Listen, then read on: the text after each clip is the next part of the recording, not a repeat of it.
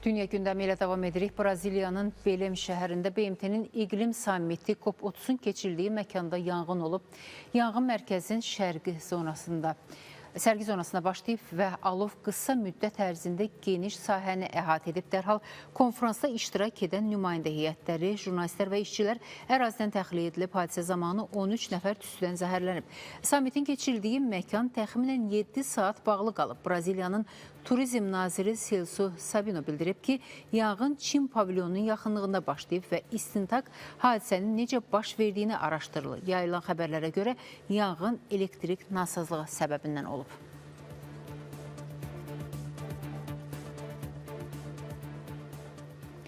Qlobal iqlim məqsədlərinin ciddi təzyiq altında olduğu mühüm bir vaxtda Braziliyada keçirilən BMT-nin iqlim sammiti COP30 artıq başa çatmaq üzrədir. Xatırladaq ki, keçən il Bakıda keçirilən COP29 konferansı iqlim məqsədlərində tarixi yeniliyə imza atmışdı. Paris sazişinin illərdir işlək olmayan 6-cı maddəsi ilk dəfə tam şəkildə razılaşdırıldı.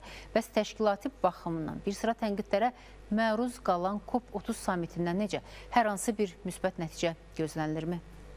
Braziliyanın Belém şəhərində keçirilən COP30 tədbiri 2024-cü ildə Bakıda keçirilmiş COP29-un simvolik və məzmun baxımından məntiqi ardıcıllığıdır. COP29 iqlim maliyyəsinin gələcək arxitekturasını müəyyənləşdirən ən həlledici qərarların qəbul olunduğu mərhələ olubsa, COP30 həmin çərçivələrin real tətbiqinə yönəlmiş icra platforması rolunu oynayır. Bəs COP30 sədrliyi bu mərhələni uğurla başa vura biləcək? Biz bir sıra COP-ların uğurlu, bir sıra COP-ların ise uğursuz olduğunu söyləyə bilərik.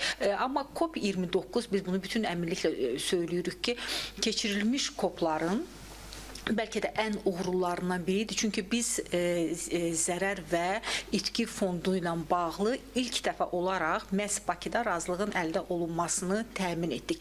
Və Bakıda keçirilən COP həm təşkilatçılıq baxımından, həm təhlükəsizlik baxımından, həm logistika baxımından, infrastruktur baxımından bütün bu parametrlərinə görə tam standartlara uyğunlaşdırılmışdır.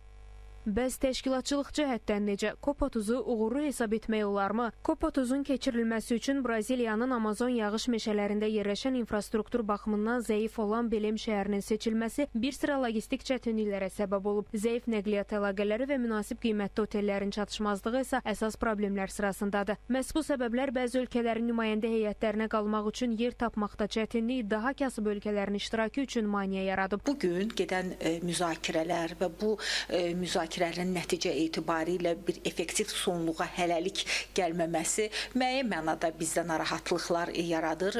Çünki biz hər dəfə, yəni COP-un keçirilməsindən sonra belə bir mühüm məsələdə hansı sıçrayışlı irəliləyişin olması ilə bağlı, yəni planetin hər bir tərəfində yaşayan insanlar bununla bağlı öz belə deyək ki, həyəcanlarını hətta gizlətmirlər. Dünən axşam COP30-un keçirildiyi mərkəzin milli və tematik stendlərin yerləşdiyi sərgi zonasında yanğının baş verməsi və hadisə zamanı 13 nəfərin tüstüdən zəhərlənməsi tədbirin nüfuzuna təsir göstərməsə də təşkilatçıların ünvanına səslənən tənqidlərin yəqin ki, artmasına səbəb olacağı şübhəsizdir. Rövşən Əliyev, Fidan Səfər, Nadir Cəlilov, Space xəbər.